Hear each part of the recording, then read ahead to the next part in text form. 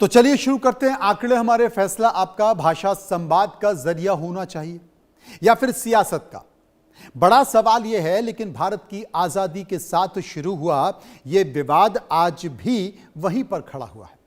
सरकारें बदली, पार्टियां बदली, नेता बदले, लेकिन उत्तर से लेकर दक्षिण तक चल रहा भाषा विवाद आज भी खत्म नहीं हुआ है। तमिलनाडु जाओ तो तमिल बोलो, महाराष्ट्र जाओ तो मराठी बोलो, पंजाब जाओ तो पंजाबी बोलो, कर्नाटक जाओ तो कन्नड़ बोलो। अरे भाई, एक हिंदुस्तानी कौन कौन सी भाषा बोलना सीखे? और अगर वो नहीं बोल पाता है तो क्या वो उस राज्य का सम्मान नहीं करता, उस राज्य की भाषा का सम्मान नहीं करता? आज यह सवाल इसलिए भी है क्योंकि महाराष्ट्र में मराठी भाषा सीखना ऑटो टैक्सी ड्राइवर्स के लिए बहुत जरूरी भी और मुसीबत भी है। अगर नहीं सीखी तो उनके लाइसेंस रद्द हो जाएंगे। लोग डरे हुए, जिस ऑटो के दम पर उन्होंने अपने पूरे परिवार को दशकों तक पाला, अब उनका क्या होगा? क्या उसे मुंबई छोड़नी पड़ेगी या ऑटो टैक्सी का काम छोड़कर कोई और काम करना पड़ेगा? इसका जवाब समय देगा या सियासतदान देंगे। लेकिन फिलहाल महाराष्ट्र का मुद्दा सियासत के लिए एकदम खाद जैसा है, यूरिया जैसा है, उर्वरक जैसा है, जिस पर वोटों की फसल आराम से काटी जा सकती है। इसलिए महाराष्ट्र से लेकर उत्तर प्रदेश तक इस पर सियासत गर्म है। अब मुद्दा सियासी है तो चर्चा भी बनती है। तो हम आ गए जनता के सर्वे के साथ आपको दिखाने, और आंकड़े हमारे फैसला आपका में शो की शुरुआत तो हम करेंगे, लेकिन पहले इन दो बयानों को सुन लीजिए। क्या बताओ यार, मुझे मराठी नहीं आता। अच्छा, अभी मुंबई में हो गया, बोलते हैं कि जो मराठी बोलेगा वही गाड़ी चलाएगा। कहीं तो लाइसेंस जमा कर लेंगे, 3 महीने के लिए टर्मिनेट कर देंगे और 10-15 हजार रुपए की फाइन भरना पड़ेगा। तो क्या बताओ, हम लोग इतना थोड़ी कमाते हैं कि 10-15 हजार रुपए की फाइन और लाइसेंस भी 3 महीने के लिए कैंसिल करेंगे। यह है कि यहाँ पर जो हमारे भाई लोग, हिंदी भाषी भाई लोग जो यहाँ पर टैक्सी या ऑटो चलाते हैं, उनको मराठी का एक्सपर्ट बनाने का कोई कारण नहीं है। उनको उनके काम जितनी मराठी आनी चाहिए, काम चलाओ मराठी आनी चाहिए, इस प्रकार का ही आग्रह किया गया है। और उसमें कोई भी इस प्रकार की सख्ती नहीं है। उनको सिखाने का प्रयास चल रहा है। अभी भी 2 बार लोगों ने समय बढ़ाकर मांगा तो समय बढ़ाकर दिया गया है। अभी भी तीसरी बार भी समय बढ़ाकर दिया है। और आगे भी अगर ये मांग आएगी कि हम सीखना चाहते हैं, हमको समय बढ़ाकर दिया जाए, तो समय बढ़ाकर दिया जाएगा। हमारी भारतीय जनता पार्टी की सरकार और हमारी बीजेपी, शिवसेना, राष्ट्रवादी की महायुति सरकार भाषा के आधार पर किसी के साथ अन्याय नहीं होने देगी। भाषा के आधार पर किसी पर अन्याय नहीं होगा। ये सारे लोग, और इनमें से तो कई लोग 3-3 पीढ़ियों से यहाँ रहते हैं, ये हमारे लोग हैं, हमारी संस्कृति के साथ घुल मिल गए हैं। इसलिए यह प्रयास है कि इनमें से जिनको भाषा काम चलाओ भी नहीं आती, उनको सिखाने का प्रयास चल रहा है। कोई किसी के ऊपर अन्याय न हुआ है, न हमारी सरकार होने देंगे। आपने मोहलत को भी सुना और मांग के गुहार को भी सुना। आपने दोनों को सुन लिया। अब इस पर सियासी शतरंज कैसे बिछाई जा रही है, इसको समझ लीजिए। असल में अखिलेश यादव ने एक पोस्ट किया सोशल मीडिया पर और उसका जवाब दिया। हर राज्य की मातृभाषा का सम्मान और उत्थान होना चाहिए, लेकिन किसी भी भाषा का राजनीतिकरण नहीं होना चाहिए, जिससे देश की भाषिक भाविक एकता में दूरी और दुराव यानी कि टकराव पैदा हो। मुंबई में भाजपा के उत्तर भारतीय नेता और भ्रष्टाचार में लीन होकर ठंडे पड़े हैं। क्या इस तरह की भाषा ज्ञान की शर्त रखकर किसी को संपूर्ण देश में व्यवसाय करने की स्वतंत्रता के संवैधानिक अधिकार का हनन नहीं होता है? अगर ऐसा ही है तो फिर जो विदेशी कंपनियां मुंबई में काम कर रही हैं, उन पर भी यह शर्त लागू क्यों नहीं की जाती है? क्योंकि धन लोलुप भाजपा धनवानों के आगे कालीन की तरह बिछाकर बिछने को तैयार है। भाजपा का सारा जोर गरीबों, शोषितों, वंचितों और उपेक्षितों पर ही क्यों चलता है? एक तो भाजपा सरकार नौकरी रोजगार नहीं दे रही है, दूसरी तरफ जो अपनी रोजी रोटी अपनी मेहनत से कमा रहे हैं उन पर भी बार प्रहार हो रहा है। सरकारों को दिल भी बड़ा रखना चाहिए और दिमाग भी बड़ा रखना चाहिए। ये किसने कहा? ये अखिलेश यादव ने कहा है, जो कि समाजवादी पार्टी के नेता हैं। उन्होंने ये साफ तौर पर कटाक्ष किया है, संकेत दिया है, आरोप लगाया है महाराष्ट्र की सरकार को और महाराष्ट्र के बीजेपी नेताओं को। वहीं महाराष्ट्र के परिवहन मंत्री प्रताप सरनाइक ने क्या कहा है, यह भी एक बार आप सुन लीजिए। कि अखिलेश यादव जी को मैं यही कहना चाहता हूं कि उत्तर प्रदेश के इलेक्शन के बारे में आप सोचिए, महाराष्ट्र के राजनीति के बारे में मत सोचिए। महाराष्ट्र ये संस्कृति और अस्मिता का ध्यान रखने वाला एक प्रदेश है। पिछले कई सालों से आप वहाँ पे हमारे उत्तर भारतीय भाइयों को बहनों को रोजी रोटी नहीं देने की वजह से कई सालों से 40 से 50 सालों से हमारे उत्तर भारतीय बिहारी भाई जो मुंबई ठाणे एमएमआर क्षेत्र में महाराष्ट्र में काम कर रहे, उनको रोजी रोटी देने का पवित्र काम इस महाराष्ट्र की भूमि कर रही है। उत्तर भारत से ताल्लुक रखने वाले शिवसेना नेता संजय निरुपम, जो खुद सत्ता में बैठे हैं लेकिन मराठी भाषा के नियम को लेकर वो क्या कह रहे हैं, इनकी बात भी सुन लीजिए। ये तो हम प्रारंभ से कह रहे हैं कि किसी प्रकार की कोई डेडलाइन मत रखिए, और जो हमारे मुंबई में या एमएमआर रीजन में जो गैर मराठी भाषी जो ऑटो चालक या टैक्सी चालक हैं, उनको निश्चित तौर पर मराठी आनी चाहिए, मराठी सीखनी चाहिए। तो उनको मराठी सीखने के लिए जो अलग अलग केंद्र हैं वो अनवरत जारी रखिए। मुझे बड़ी खुशी होती है कि पिछले 3-3.5 महीने में लगभग 85% ऐसे ऑटो ड्राइवर टैक्सी ड्राइवर्स ने मराठी काम चलाऊ मराठी भाषा का ज्ञान अर्जित कर लिया, उनके पास प्रमाण पत्र भी मिल गया। अब 10-15% लोग रह गए हैं, उनके ऊपर जो एक डेडलाइन और उनके खिलाफ जो एक्शन लिया जा रहा है, उनके खिलाफ जो दंडात्मक कार्रवाई की जा रही है, वो गलत है। और इसी विषय पर कल मैं मंत्री जी से भी मिला और मुझे बड़ी खुशी हो रही है कि शाम होते होते माननीय मुख्यमंत्री ने भी इस प्रकार का एक अनाउंसमेंट किया। उनकी घोषणा थी कि जितना भी समय चाहिए बढ़ा करके दिया जाएगा। पूरा मुद्दा आपके सामने है। अब इस विवाद के कुछ पन्ने पलटने जरूरी हैं, जिनके जरिए हम इस मुद्दे की सच्चाई को समझ पाएंगे और समझ पाएंगे कि वाकई इस पर राजनीति हो रही है या ये वाकई ऐसा गंभीर भावनात्मक विवाद है जो कि महाराष्ट्र में एक नई करवट ले रहा। असल में 1 मई की बात है। 1 मई को क्या हुआ? ऑटो टैक्सी ड्राइवर के लिए बेसिक मराठी जरूरी करने की प्रक्रिया शुरू हुई। सरकार ने 105 दिन का मराठी प्रशिक्षण अभियान शुरू किया। और 15 अगस्त की बात क्या हुआ? 15 अगस्त को ड्राइवर 15 अगस्त से 25 अगस्त के बीच जो ड्राइवर हैं, उन ड्राइवरों को मराठी सीखने के लिए समय दिया गया। आरटीओ ने ड्राइवर की जो बेसिक मराठी जांच है उसकी शुरुआत की। नए ऑटो टैक्सी बैच के लिए मराठी वेरिफिकेशन की वीडियोग्राफी का भी फैसला हुआ। गैर मराठी ड्राइवर्स के विरोध के बाद यह विवाद प्रदर्शन बढ़ा। अलग अलग आरटीओ ने 331 ड्राइवर को नोटिस जारी किए। अब नियम के खिलाफ बॉम्बे हाई कोर्ट में पीआईएल भी दर्ज करने की तैयारी चल रही है। यह माना जा रहा है कि सरकार लगातार इसको लेकर एक प्रक्रिया अपना रही है, तो क्यों ना इस पूरे मामले को लेकर कोर्ट में चला जाए। ऑटो यूनियन ने हड़ताल की बात की, लेकिन फिलहाल इस हड़ताल को स्थगित कर दिया गया क्योंकि यूनियन और संजय निरुपम ने अपनी ही सरकार में 3 महीने की मोहलत वाली बात उठाई थी, जिसके बाद फिर मुख्यमंत्री देवेंद्र फडणवीस की तरफ से राहत का भरोसा दिया गया। आखिर ऑटो यूनियन के जो प्रमुख मांगे हैं वो मैं आपको क्या बता देता हूं कि जो वो क्या मांग कर रहे हैं, क्योंकि उनकी जो मांगे हैं वो मराठी सीखने के लिए 3 महीने का समय और दिया जाए, इस बात का जिक्र कर रहे हैं। ज्यादा मराठी जो ट्रेनिंग है उनके सेंटर खोले जाएं, क्योंकि सेंटर वहां उस तरीके से नहीं है, ड्राइवरों को आसानी से मराठी ट्रेनिंग मिल सके। टेस्ट में सिर्फ ट्रेनिंग में पढ़ाए सवाल ही पूछे जाएं, फेल होने पर तुरंत उनका बैच सस्पेंड ना किया जाए। भाषा ना आने से सीधे रोजगार आजीविका पर असर ना पड़े, मतलब उनकी रोजी रोटी चलती रहे, उनके घर का जो चूल्हा है वो बंद ना हो। महाराष्ट्र की सियासत में भाषा और मराठी मानुस का जो मुद्दा है वो मुद्दा उठाकर गैर मराठी, खासकर उत्तर भारतीयों को निशाना बनाने की राजनीति की बात की जा रही है।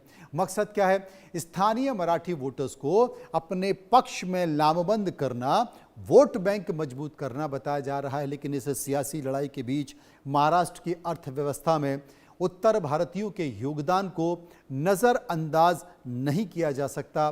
कंस्ट्रक्शन, मैन्युफैक्चरिंग, फैक्ट्री वर्क से लेकर ऑटो, टैक्सी और छोटे कारोबार के साथ साथ शहरी सेवाओं तक उत्तर भारतीय बड़ी संख्या में श्रम शक्ति के तौर पर नजर आते हैं। यानी कि जिन लोगों की भाषा को लेकर सियासत हो रही है, उनका श्रम भी महाराष्ट्र की अर्थव्यवस्था में एक अहम भूमिका निभाता है। सबसे बड़ी बात है कि महाराष्ट्र के विकास में जो उत्तर भारतीयों का योगदान है वो कंस्ट्रक्शन में है, सड़क में है, मेट्रो में है, बिल्डिंग निर्माण में है और होटल रेस्टोरेंट में है, ढाबों में, फूड सर्विस में, बड़ी संख्या में ट्रांसपोर्ट, ऑटो, टैक्सी, ट्रक और डिलीवरी सेवाओं में योगदान है।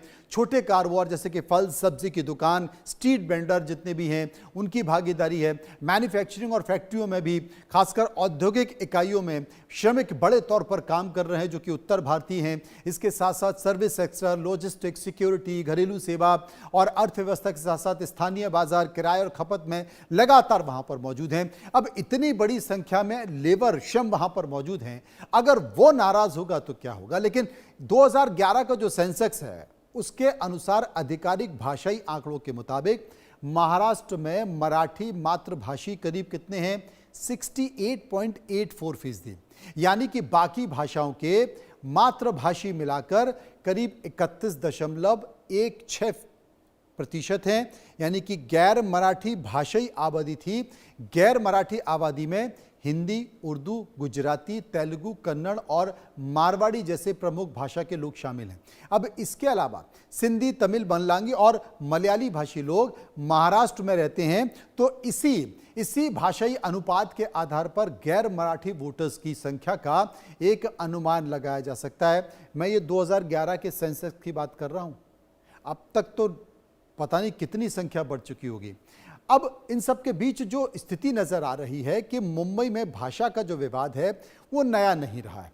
आप हमेशा सुनते रहे होंगे मराठी भाषा, मराठी मानुष, यानी कि महाराष्ट्र के स्थानीय मराठी लोगों के अधिकार, रोजगार और अवसरों की राजनीति की जड़ें 1950 से 60 के दशक तक जाती हैं और समय के साथ यही मुद्दा भाषा, रोजगार और क्षेत्रीय पहचान से जुड़ता चला जाता है, जो बाद में जाकर राजनीति में भी बदल जाता है। विवाद की शुरुआत वहां पर हो जाती है। असल में 1950 का जो संयुक्त महाराष्ट्र आंदोलन था उसमें मुंबई को महाराष्ट्र में शामिल करने की जो मांग की गई थी, उसमें 1 मई 1960 महाराष्ट्र का गठन, भाषाई आधार पर बॉम्बे राज्य का विभाजन, मुंबई महाराष्ट्र की राजधानी बनी और 1980 से लेकर 90 के दशक की बात मैं कर रहा हूं, जहां गैर मराठी प्रवासी और रोजगार को लेकर तनाव बढ़ता चला गया। 2006 का आंदोलन आपने देखा होगा, जहां पर राज ठाकरे ने जब मनसे बनाई थी तो प्रवासी और स्थानीय रोजगार का मुद्दा तेज हुआ। 2008 में उत्तर भारतीयों और एमएनएस के बीच में जोरदार झड़पें भी देखने को मिली। ये तमाम सारा विवाद जो उठता हुआ चला गया और विधानसभा चुनाव के ठीक पहले भी इसी तरह की चीजें देखी गई, जो कि लगातार ये बना हुआ है।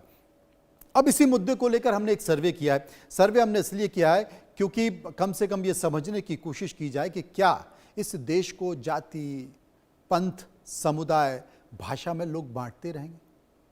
हम कुछ सवाल लेकर जनता के पास गए, उनसे ये सवाल पूछे, लोगों ने उस पर अपनी राय दी है। पहला सवाल जो हमने पूछा वो पहला सवाल कि महाराष्ट्र में रहने वाले लोगों के लिए क्या मराठी जानना जरूरी होना चाहिए। लोगों की राय, जो लोगों की राय है वो क्या आई है मैं आपको बता देता हूं। यहां पर देखिए 19% लोगों ने कहा हाँ ये जरूरी है, 47% लोगों ने कहा नहीं जरूरी नहीं होनी चाहिए, 24% लोगों ने बेसिक मराठी की बात कही और 10% लोग काम के हिसाब वाली मराठी की बात कर रहे थे। सवाल नंबर 2 कि क्या मराठी भाषा पर लिया गया फैसला पूरी तरह से सियासी है। ये हमने पूछा कि क्या इसमें राजनीति तो नहीं है। लोगों की जो राय निकल कर आई वो मैं आपको बता देता हूं। लोगों की राय क्या निकल कर आई, करीब 59%, 59% लोगों ने कहा यह पूरी तरह से सियासी है, राजनीति से जुड़ा हुआ है। 22% लोगों ने कहा ऐसा नहीं है। 16% लोग कंफ्यूज थे, हो भी सकता है, नहीं भी हो सकता है, और 3% लोग इस पर कुछ भी कहना नहीं चाहते थे। सवाल नंबर 3, क्या उत्तर भारतीयों का महाराष्ट्र आना कम हो इसीलिए मराठी का मुद्दा उठाया गया है। ये बड़ा रोचक है। ऐसा तो नहीं कि उत्तर भारतीयों को रोकने की कोशिश की जा रही है। लोगों की राय, हाँ कहने वाले 57% थे और ना कहने वाले 21% थे। 16% लोग कह रहे थे शायद कुछ हद तक, और 6% इस पर कुछ भी कहना नहीं चाहते थे। अब चर्चा करेंगे, समझने की कोशिश करेंगे। प्रेरणा होनराव, प्रवक्ता बीजेपी, मेरे साथ मौजूद हैं। हाजी अराफात शेख, जो कि अध्यक्ष हैं भारत नव भारतीय संगठन के। किशोर तिवारी, प्रवक्ता शिवसेना उद्धव ठाकरे गुट, मेरे साथ मौजूद हैं। और डॉक्टर सीमा मलिक, जो कि प्रवक्ता एनसीपी, मेरे साथ मौजूद हैं। समझने की कोशिश करेंगे, जानने की कोशिश करेंगे। सबसे पहले प्रेरणा जी के पास चलेंगे, क्योंकि वो बीजेपी की प्रवक्ता हैं, बीजेपी की सरकार है। प्रेरणा जी, ये जो विवाद है भाषा का, इस विवाद में एक बात तो, क्योंकि अगर आप किसी राज्य में रहते हैं, वहाँ की संस्कृति को समझें, वहाँ की भाषा को जानें, तो इसमें कोई बुराई नहीं है, अच्छी चीज़ है। लेकिन यहाँ पर जब रोजी रोटी पर संकट खड़ा हो जाए, लोगों की जो बुनियादी ज़रूरत है उनका घर चलाना, उस पर संकट आ जाए, तो सवाल उठते हैं। और ऐसी आवाज़ें लगातार दिखाई दे रही हैं। क्या कहना है आप? जी नमस्कार। मैं तो सबसे पहले एक बात क्लियर करना चाहती हूँ। जी। ये उत्तर भारतीय वर्सेस महाराष्ट्रियन मराठी, हिंदी वर्सेस मराठी, इस तरीके का कोई भी विषय नहीं है। अगर हम देखें तो सिर्फ महाराष्ट्र में नहीं, पूरी दुनिया के बारे में अगर सोचे तो वहां का जो मातृभाषा होता है वो हर जगह पे इसी तरीके से जो वहां पे जहाँ पे भी हम विदेश में भी अगर जाते हैं तो वहां पे भी हमें ये बोला जाता है कि वहां का भाषा हमारे लिए थोड़ा बहुत तो हमें आना चाहिए। अब महाराष्ट्र और इस विषय के बारे में अगर हम बात करें तो मैं आपको सबसे पहले क्लियर करना चाहती हूँ कि ये कोई स्ट्रिक्टली फॉलो किया जाए, आज के दिन ही मराठी आना चाहिए, इस तरीके का कोई भी नियम नहीं है। महाराष्ट्र मोटर एक्ट जो है वो पहले से चला आ रहा है, वो आज का बनाया हुआ है या इन कई सालों में से है, ऐसा बिल्कुल नहीं है। ये बहुत पहले से चला आ रहा है। हम लोगों ने हमेशा त्रिभाषा का यूटिलाइजेशन किया है, उसको बोलना जरूरी है। ये हमने बार बार महाराष्ट्र में बोला है, मराठी, हिंदी और अंग्रेजी। तो इन ऑटो चालकों के लिए जब कोई आदमी, कोई व्यक्ति उसमें बैठता है तो एक नॉर्मल कम्युनिकेशन करने के लिए, मतलब कहाँ पे जा रहे हैं, कहाँ से आ रहे हैं, कहाँ पे जाना है, कितना पैसा लगने वाला है, कितना पैसा होने वाला है, एटलीस्ट इस तरीके की तो मराठी उनको समझ आनी चाहिए। मुझे लगता है इसमें कोई भी गलती नहीं है। आप महाराष्ट्र में आ रहे हैं, शायद बंगाल से आ रहे हैं, राजस्थान से आ रहे हैं या फिर तमिलनाडु से आ रहे हैं, वहां की भाषा अगर यहाँ पे यूटिलाइज होती है तो वो लोगों को समझ में नहीं आएगी। यहाँ पे महाराष्ट्रियन लोग रहते हैं तो आपको प्राइमरी बेसिस पे लोगों को समझ आने वाली थोड़ी बहुत तो मराठी आनी चाहिए। और इसके लिए सरकार की तरफ से हमने फ्री इनको ट्रेनिंग देना शुरू किया है सारे ऑटो ड्राइवर चालकों के लिए। तो हमने कुछ महीनों से ये प्रोग्राम भी ऑर्गेनाइज किया। उसमें से नॉर्मल आपको कुछ एक्सपर्ट होना है, कुछ लिटरेचर लिखना है, इस तरीके से नहीं, नॉर्मल कम्युनिकेशन करने के लिए आपको मराठी आना चाहिए। ये सरकार की भूमिका है और उसके लिए हमने फ्री ऑफ कॉस्ट उनको ट्रेनिंग देना भी शुरू किया है। तो मुझे लगता है कि इस मुद्दे को कोई भी अगर सियासी मुद्दा बनाने की कोशिश करता है, हिंदी भाषिक सियासत का विचार करता है, तो ये पूरी तरीके से गलत है। अगर महाराष्ट्र में प्रेरणा जी, अखिलेश यादव ने एक ट्वीट किया था, जरूरी है। अखिलेश यादव ने एक सोशल मीडिया प्लेटफॉर्म एक्स पर अपनी बात लिखी, अपनी बात का जिक्र किया। उन्होंने कहा कि साहब, ये जो ऑटो चालक हैं, जो गाड़ी चालक हैं, ये नियम इनके लिए क्यों होते हैं? तमाम ऐसे विदेशी लोग मौजूद हैं, मल्टीनेशनल कंपनियों के हैं, जो मुंबई में हैं, महाराष्ट्र में हैं, उन पर भी ये नियम लागू कराओ, उन्हें भी 3 महीने की ट्रेनिंग में बुलाओ, उनको क्यों नहीं बुला पाता है? मनोज जी, अगर हम देखें तो मुंबई में आप अगर आए होंगे तो आपको स्पेसिफिक कलर्स की टैक्सेस दिखाई देंगी जो पब्लिक ट्रांसपोर्टेशन प्रोवाइड करती है। ओला को हम ये सवाल नहीं पूछते, वो प्राइवेट सर्विस है, वो प्राइवेट सर्विस उनके रूल्स रेगुलेशंस और उस हिसाब से चलता है। अगर आप पब्लिक ट्रांसपोर्टेशन में लोगों को सर्विस दे रहे हैं तो सरकार के जो नियम लग रहे हैं उसमें आपको आपकी तरफ से क्लेरिफिकेशन देना जरूरी है, दैट इज मैंडेटरी। और ये कोई सख्त कानून नहीं बनाया है, सबके लिए फ्लेक्सिबल है। नॉर्मल मराठी आ जाए, प्रवासियों को समझ आने वाली मराठी आ जाए, बस सरकार का इतना कहना है। और मुझे विनती करने उन सारी भाइयों से जो सालों से यहाँ पे रह रहे हैं, मैं आपको एक बात बताना चाहती हूँ, यहाँ पे हमारे महाराष्ट्र में हर भाषा का व्यक्ति रहता है, मुंबई में हर भाषा का व्यक्ति रहता है, पिछले कई सालों से रहते हैं। महाराष्ट्रियन आदमी नहीं बोलता, उससे अच्छी मराठी वो बोल सकते हैं।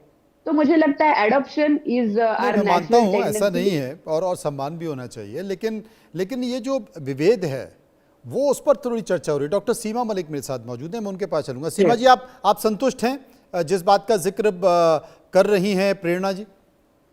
देखिए, मैं तो सिर्फ इतना कहना चाहती हूँ कि एक रीजनल आइडेंटिटी वर्सेस ये लाइवलीहुड ऑफ द पीपल है। फ्रैंकली जो ये डिबेट है हमारा, और देखिए मैं तो, हम भी मानते हैं कि भी मराठी आनी चाहिए, एंड वी ऑलवेज सपोर्ट कि हाँ भी मराठी आनी चाहिए। पर जनरली देखिए, जो आज जो ड्राइवर्स वगैरह हैं, मेरे ख्याल से 50-50 60 साल के लोग हैं, जिनको कि आई थिंक उनको इतनी मराठी तो आती होगी कि वो अपना काम चला लेते हैं, इतने सालों से वो ड्राइविंग कर रहे हैं, they are good in their job. हो सकता है उनको लैंग्वेज प्रॉब्लम है, पर अगर उनको, मतलब देखिए, आप ये कहने की बातें हैं कि स्ट्रिक्टनेस नहीं की जा रही है। अभी उनको बोला जा रहा है ना कि भी अगर आप नहीं बोल पाए तो आपको रिटन टेस्ट देना है, एक आपको ओरल टेस्ट देना है।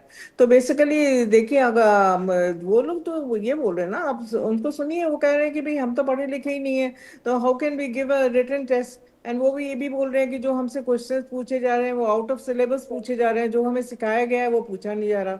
और ट्रेनिंग सेंटर्स इतने कम हैं, आप देखिए मेरे ख्याल से 9.69 लाख ड्राइवर्स हैं, जिसमें से कि मेरे ख्याल से 1.69 लोगों को लाख लोगों को अभी तक उनको सर्टिफिकेट्स वगैरह दिए गए हैं। तो देखिए, मतलब बेसिकली एक उनका जो प्रैक्टिकल प्रॉब्लम है वो तो भाई हम भी जानते हैं कि देखिए, अगर हमें सीखना होगा, वी आर एजुकेटेड पीपल, हमने सीख भी लिया और हम बड़ी इजीली हम सीख सकते हैं मराठी।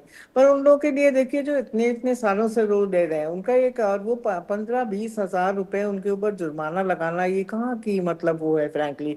मैं तो पूछना चाहती हूँ, आप बोल रहे हो नहीं स्ट्रिक्ट नहीं है, अभी 15-20 हजार वो गरीब लोग हैं, उनका आप तीन महीने के लिए आप उनका वो बैच सस्पेंड कर दोगे, तो वो कहाँ से रोज उनके बच्चों के भाई फीस जाती है, सब कुछ जाता है। एंड इतने सालों से वो चला रहे हैं, मतलब अगर वो बहुत एजुकेटेड होते तो ड्राइवर क्यों बनते। और फ्रैंकली आज तो देश में स्थिति है कि मतलब आउट ऑफ वे थोड़ा सी ये बात हो जाएगी कि आज बहुत एजुकेटेड लोग भी बेचारे ड्राइवर की नौकरी कर रहे हैं, because they are not getting job. जी जी बिल्कुल। मैं एक बार किशोर तिवारी जी के पास भी चलूंगा, जो कि प्रवक्ता शिवसेना है, उसके बाद फिर हाजी साहब के आऊंगा, क्योंकि सभी राजनीतिक पार्टियों की अपनी अपनी प्रतिक्रिया क्या है, वो इस मुद्दे पर क्या कहना चाहते हैं, एक बार समझना जरूरी है। किशोर तिवारी जी, आपकी राय। ये देखिए, यह सियासी मुद्दा है और कहीं मन से ये इशू न ले जाए, इसलिए प्रताप नाइक कर रहे हैं, जो बेसिकली खुद ही ऑटो ड्राइवर है, लेकिन अभी 5-6 हजार करोड़ की प्रॉपर्टी जमा के ईडी सीबीआई से बचने के लिए वो इधर आ गए हैं, हाँ, एक नाथ शिंदे के साथ। लेकिन मैं आपको बोलता हूं कि ये डिसीजन भिवंडी के एक मामले में हाई कोर्ट ने पहले ही इसको अनकॉन्स्टिट्यूशनल डिक्लेयर किया है। लेकिन भाजपा जो है वो बड़ी डिफिकल्टी में आई है, क्योंकि भाजपा राष्ट्रीय स्तर पर ये भूमिका नहीं ले सकती और महाराष्ट्र में उनके सहयोगी ये भूमिका ले रहे हैं, तो सरकार में रहते हुए वो ऐसा कोई मैसेज दे नहीं सकती।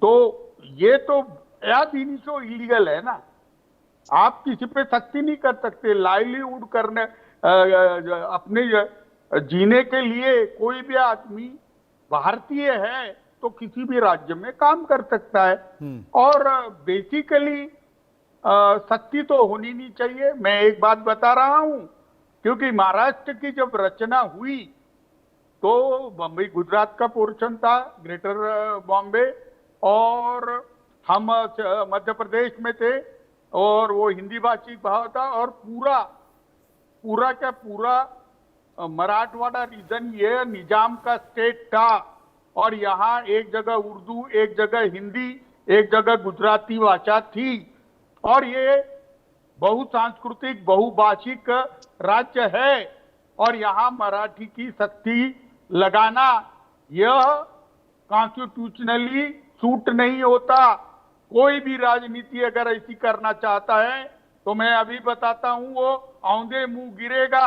और आपको जो बता रहे थे आप, यहाँ 60% के ऊपर लोग हिंदी बोलते हैं। मैं महाराष्ट्र के विदर्भ प्रांत से आता हूं और मैं अर्बन एरिया के अंदर देखता हूं तो यहाँ हिंदी बोली जाती है, लेकिन मैं मराठी मानुस हूं। हाँ, मैं किसानों का नेता हूं। मैंने जिंदगी भर किसानों का काम किया है। मैंने मराठी आदमी, मराठी मानुस की जो बात करते हैं, वो मराठी मानुस को कभी यहाँ किसान आत्महत्या करते हुए यहाँ आके आंसू बहाते नहीं देखा। हमने हमारी जिंदगी दे दी। तो मैं कह रहा हूं, एक भी उत्तर भारतीय का ये रोजगार लेंगे, एक भी अमराठी मानुस का रोजगार ले लेंगे, तो हम इनको कोर्ट में से उसको जुर्माना पूरा वापस दिलाएंगे और प्रताप नाइक को डिस्क्वालिफिकेशन के लिए हम फेस करेंगे। ये मैं आपके चैनल पे बोल रहा हूँ। चलिए, ये ठीक है। इलीगल बात है। बीजेपी की तो उत्तर प्रदेश के चुनाव में खटिया खड़ी होने वाली है इस सब्जेक्ट पे। जल्दी से जल्दी मैं प्रेरणा जी आपके पास आ रहा हूं, लेकिन हाजी अराफा शेख मेरे साथ मौजूद हैं, उनके पास हम चलेंगे क्योंकि उत्तर प्रदेश भी आ गया है इसमें। हाजी साहब, सरकार ने कहा कि भाई हमने समय सीमा को बढ़ा दिया और जरूरत पड़ी तो फिर हम और आगे समय सीमा बढ़ा सकते हैं, लेकिन बावजूद इसके क्या ऐसी आशंकाएं हैं, क्या ऐसा डर है जो ऑटो टैक्सी चालक घबराए हुए हैं और उनको लगता है कि हमें कहीं कोई परेशानी ना हो जाए? नमस्कार। देखिए, मैंने अभी सभी लोगों की अपनी अपनी तरीके से बातें सुनी जी। मैं पिछले 25 सालों से ट्रांसपोर्ट क्षेत्र में काम कर रहा हूँ। रिक्शा चालक और टैक्सी चालकों का लीडर हूँ, जिसमें मैंने 1300 सभासद से शुरुआत की। आज 7.5 लाख महाराष्ट्र में सभासद है।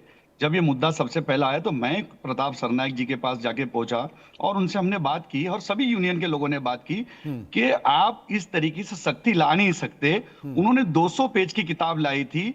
200 पेज की किताब को हमने 2 पेज पे करवाने के अंदर कामयाबी मिली। महाराष्ट्र के मुख्यमंत्री देवेंद्र जी को हमने जाके मुलाकात की, बातचीत की और उनके सामने सारी बातें रखी। एकनाथ शिंदे साहब जी के सामने हमने जब पूरी बातें रखी तो 200 पेज की किताब को 2 पेज में लाया गया और उन्होंने कहा कि जुजबी मराठी, यानी जरूरत की मराठी सीखनी पड़ेगी, बोलनी पड़ेगी।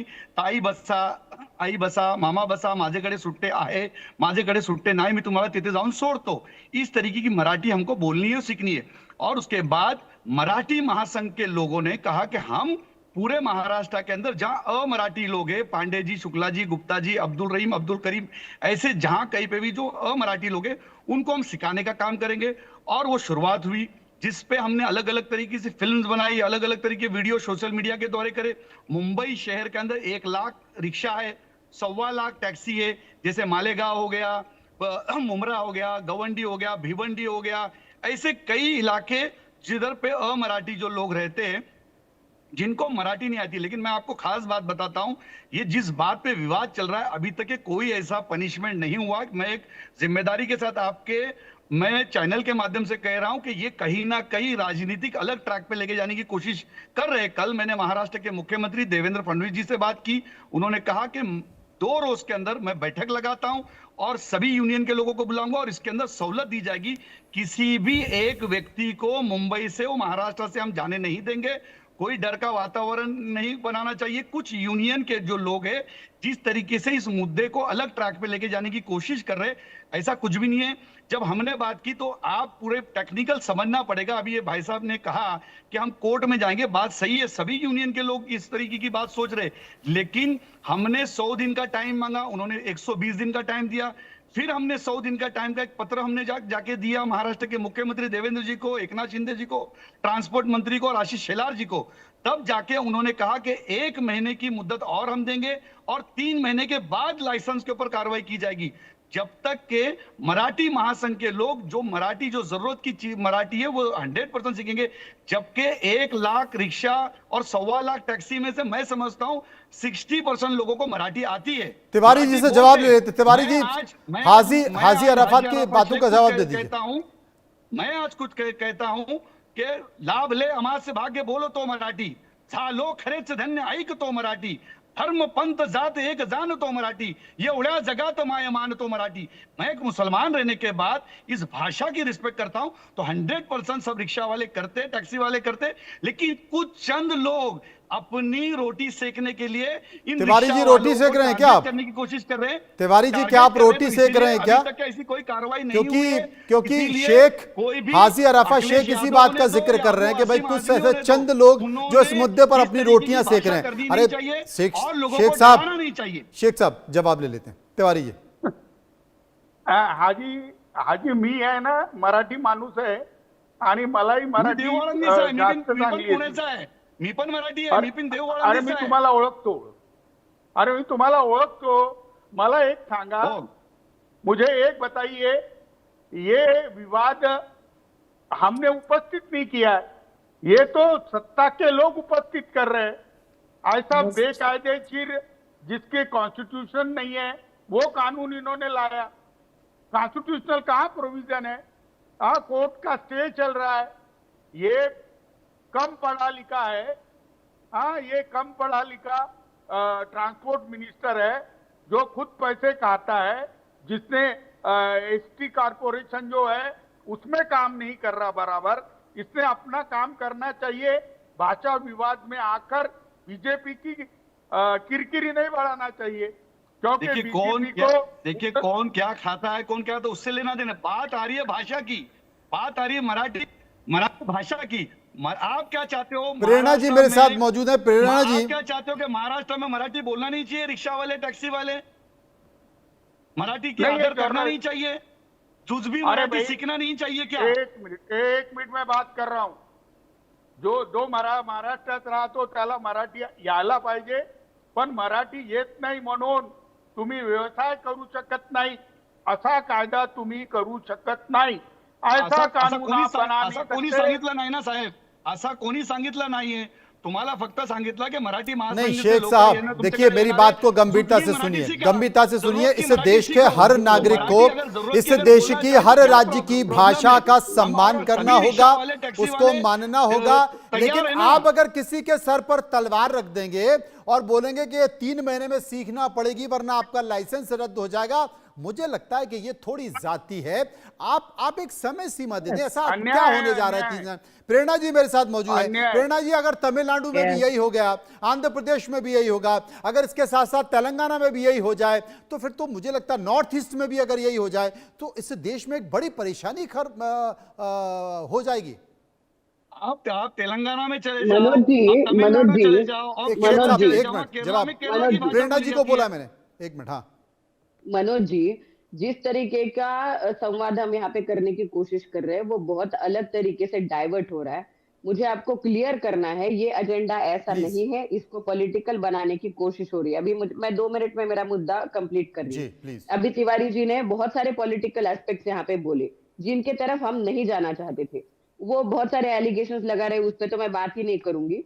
लेकिन ये जिस पार्टी को ये रिप्रेजेंट कर रहे हैं उसके उद्धव ठाकरे जी के बयानों के बारे में अगर ये खुद पढ़े तो 2011 में मराठी भाषिक लोगों के लिए चिंता उद्धव ठाकरे जी व्यक्त करते हैं, 2021 में अलग स्टैंड लेते हैं और 2026 में पूरी तरीके से अलग स्टैंड लेते हैं.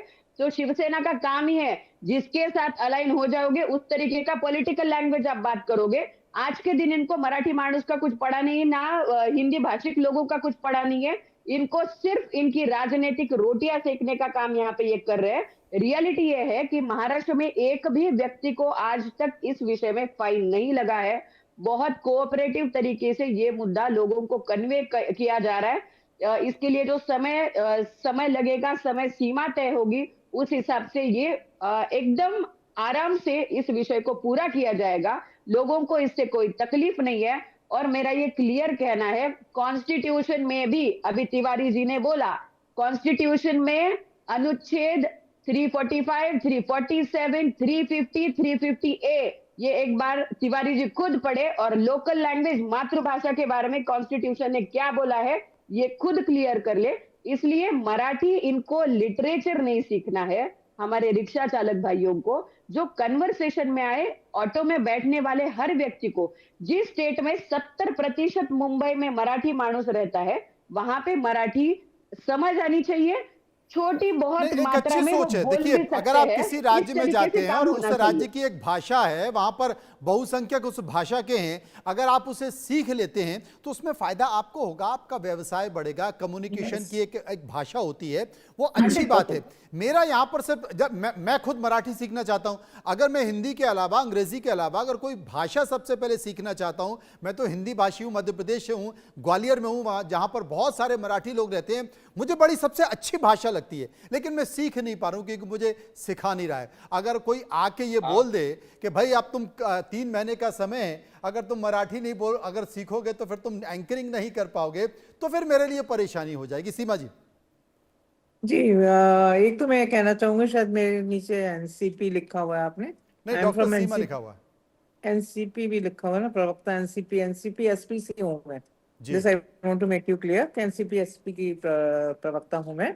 और देखिए जो बड़ा ये संकट हो बातें, गया है, ये भी देश में बड़ा संकट हो गया है। जैसे भाषा जी, का संकट है ना महाराष्ट्र में, हाँ, लोग अचानक बात करते हैं, बोले पर मैं है, शिवसेना से, बोले भाई यू हैव कौन टू सी ऑलवेज, शिवसेना से हो, बोले मैं एनसीपी से, बोले कौन सी एनसीपी से, बड़ा संकट हो गया। चलिए प्रोड्यूसर जरा सुधारें हाँ जी, उनको। जी आगे बताइए। हाँ जी, मैं ये कहना चाह रही थी, देखिए जो डिस्कशन हो रहा है, देखिए जहां तक कॉन्स्टिट्यूशन की बात है, तो कॉन्स्टिट्यूशन जो है एक लाइवलीहुड की बात भी करता है ना बेसिकली। और देखिए जो भी चीजें हैं, मैं तो जो देवेंद्र फडणवीस जी से, मतलब मैं एक हम्बल रिक्वेस्ट करना चाहूंगी कि इस तरह की जो चीजें हो रही हैं, देखिए इससे करप्शन भी बढ़ता है। अगर लोगों में एक फियर है, और ये कोई किसी से जो वो लोग कह रहे हैं, आप उनको सुनिए ना, जो जो ड्राइवर्स हैं जो स्ट्राइक कर रहे हैं 3 दिन से, उनको भी कोई अच्छा नहीं लग रहा होगा स्ट्राइक करते हुए, बट कोई उनकी मजबूरी है, तभी तो वो कह रहे हैं। जनरली जनरली लोगों को मराठी आती है बोलने चालने वाली, पर अगर उनको एक रिटन टेस्ट भी देना है उसमें, तो केवल कहने की बात है कि नहीं बहुत हम लाइट चीजें पूछ रहे हैं।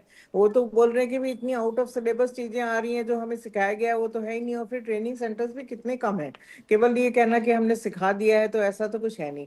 और देखिए 3-3 महीने तक, और उनका एक देखिए करप्शन भी इससे बढ़ता है, लोगों को डराना और धमकाना कि भाई आप नहीं, आपको नहीं आती, तो फिर लोगों से ये चीजें भी शुरू हो जाएंगी। हाजी साहब, यही चिंता है, यही ये चिंता घूस है, लेना इसलिए शुरू हो जाएगा इसलिए भाई कि आप आ मैं दीजिए, क्लियर नहीं तो कट बोल आपका रहा हूँ सर्टिफिकेट आपको। कैंसिल हो जाएगा। इसमें ये चीजें भी शुरू इसमें हो सिर्फ सकती है। देखिए, देखिए 12 बिल्कुल हो 12 सकती है। लाइन है, और यू 12 कैन लाइन नॉट 6 महीने डिनाई में नहीं आउट सीख ऑफ सकते दिस। क्या हम लोग? आप सबका ठेका नहीं और ले वो भी सकते हैं कि, और 25% भी लोग। कितने ऑफिसर्स हैं, वो उन लोगों को बोल सकते हैं ना कि भाई आपको नहीं आती मराठी, तो आपको कैसे सर्टिफिकेट मिल सकता है, और आप नहीं, आपका तो बैच सस्पेंड हो जाएगा 3 महीने के लिए। और 3 महीने में उनको अपना सब घर बार चलाना होता है। 3 महीने बहुत होते हैं गरीब आदमी के लिए। अगर आपको ऐसा लगता है कि नहीं, ये कुछ बात नहीं है, कोई बात नहीं, तीन नहीं, महीने लेकिन एक बैठ के अच्छी वो चीज है, मराठी सीख देवेंद्र लेंगे। फडणवीस ने कहा है कि अगर देखिए, और जरूरत पड़ी तो हम और समय आगे बढ़ाएंगे, ये अच्छी बात है। हाजी साहब। हाँ वो तो बढ़ानी चाहिए। और देखिए एक 3 मैन्युफैक्चर्ड महीने इशू है, का मैं तो ये 3 कहूंगी, महीने का एक टाइम जो ऑलरेडी रियल हमको इश्यूज दिया हैं गया, आज आज और बहुत 3 सारे महीने का इश्यूज टाइम हैं वो इस देश देंगे। में। देखिए आप और फिर जो उसके बाद जो मतलब जो 9 जिस तरह महीने से यहाँ 1 पर साल बहुत पेपर होता लीक है हो ना। रहे हैं, जिस तरह से प्याज महंगी हो रही है, तिवारी जी चीनी कुछ कह रहे महंगी हैं। हो रही है, ये तिवारी भी जी, इश्यूज हैं। बट समझ गया मैं। सीमा जी, एक तिवारी तरह जी से कुछ जो कह रहे हैं। मेन मुद्दे हैं उनसे डाइवर्ट करना तिवारी जी चाहते जल्दी से हैं बोल दीजिए। अटेंशन ये लोग। मैं तो ये बोलूंगी, सीधी बात तिवारी है जी ना। को गुस्सा they don't want to transport मंत्री टॉक पे। अबाउट दिस, केवल एक भाषा का विवाद लेके बैठ गए आप। तिवारी जी। Thank you. हाँ, मैं एक बात करता हूँ। देवेंद्र फडणवीस जो समय बढ़ाने की बात कर रहे हैं, तो मैं उनको रिक्वेस्ट करूंगा कि अक्टूबर 2029 तक बढ़ा दे। उसके बाद तो हमारी सरकार आने वाली है, उनके तो जाने के दिन आ चुके हैं, अब वो उनके बुरे दिन आ रहे हैं। तो वो 2 प्रेरणा और जी को 3 मौका मिल महीने गया। की बात ही मत करे। ये सख्ती वो कर ही नहीं सकते। ये कोर्ट के पहले हियरिंग में ही चले जाएगी। मैं बोल रहा हूँ, महाराष्ट्र के पेशवा, यह त्रावणकोर, अफगानिस्तान, और ये अहिल्याबाई होळकर ले लो आप, ये ग्वालियर ले लो, भोसले ले लो, ये सब लोग, गायकवाड़ ले लो। तुम अभी मराठी भाषी ये पूरे भारत में जितने हैं, उतने तो महाराष्ट्र में भी नहीं है। तो प्रेरणा जी। उनको भी प्रॉब्लम क्रिएट कर रहे हैं लोग। ये राजनीति कर रहे हैं, ये ठीक है। गिरी हुई राजनीति कर रहे हैं। प्रेरणा जी कहीं बताइए वो कि आप क्या मनसे कर वाले रहे ना हैं। ले प्रेरणा जाएं। जी। मनोज जी। मनोज जी, खुद किशोर तिवारी जी बता रहे हैं कि वो विदर्भ से आते हैं, वो मराठी मानुस है, अच्छी मराठी बात करते हैं, किसानों के नेता है। तो इनकी राजनीति करने के लिए इन्होंने तो मराठी अच्छी तरीके से सीख ली। लेकिन हमारे ऑटो रिक्शा ड्राइवर ये चालकों को भाइयों को 12 आप किसको लाइन की सख्ती नहीं कर मराठी सकते? सिखाने में आप सख्ती इनको नहीं कर इतना सकते। प्रॉब्लम हो रहा है। उनकी रोजी आपको रोटी अच्छी सख्ती नहीं कर तरीके से सकते। चले, अच्छे कॉम्बिनेशन आप से बिल्कुल काम हो, सख्ती ये नहीं ऐसे कर इनको सकते। नहीं लग रहा है अभी। आप खुद तो सख्ती नेता नहीं बन कर गए, सकते। उनको एटलीस्ट ऑटो अच्छी आप तरीके हिंदी से सीख लो। चलाने दे। ये आप सियासत हिंदी करने सीख लो। के अलावा ये 12 आप सेंटेंसेस हिंदी लाइन सीखो। जो है वो उनको आप पढ़ने हिंदी की सीखो। पढ़ाने की कोशिश आप करें, हिंदी सीखो। उनके लिए कंट्रीब्यूट करें। आप राजनीति हिंदी थोड़ा सीखो। बाजू आप में सख्ती रखिए। नहीं कर आप सकते। हर जगह आप पे हिंदी खुद सीखो। नेता बन के आप हिंदी रिक्शा सीखो। चालकों के लिए आप अरे राजनीति कर रहे हैं, आप राजनीतिक सख्ती मत रोटियां करो। सेक रहे हैं। मैं ये समझ गलत गया, बात है, बेसिकली यही ये वो मुद्दा है पूरी जिसमें तरीके सभी से गलत राजनीतिक बात पार्टियां है। ये बहुत बताती हैं हम गलत अच्छा कर बात रहे है। हैं, लेकिन वो राजनीति कर रहे हैं, वो ऐसा कर रहे हैं। मैं बहुत बहुत शुक्रिया करना चाहता हूं सभी का जो मेरे साथ इस चर्चा में मौजूद थे। लेकिन अच्छा होगा, समय सीमा बढ़ जाएगी, जैसा कि खुद मुख्यमंत्री देवेंद्र फडणवीस ने कहा है कि अगर जरूरत पड़ी तो हम और समय सीमा को बढ़ाएंगे, क्योंकि भाषा सीखना, भाषा को समझना बहुत अच्छी चीज़ है। मुझे लगता है देश में इतनी सारी भाषाएं बोली जाती हैं, बड़ी सुंदर भाषाएं हैं, जानना समझना इस देश को लोगों को चाहिए, लेकिन उस पर विवाद अगर हो रहा है तो शायद ये देश के लिए अच्छी चीज़ नहीं है। फिलहाल इस कार्यक्रम में इतना ही। बाकी खबरों के लिए आप चलते रहिए इंडिया न्यूज़ के साथ। मुझे दीजिए इजाज़त। नमस्कार।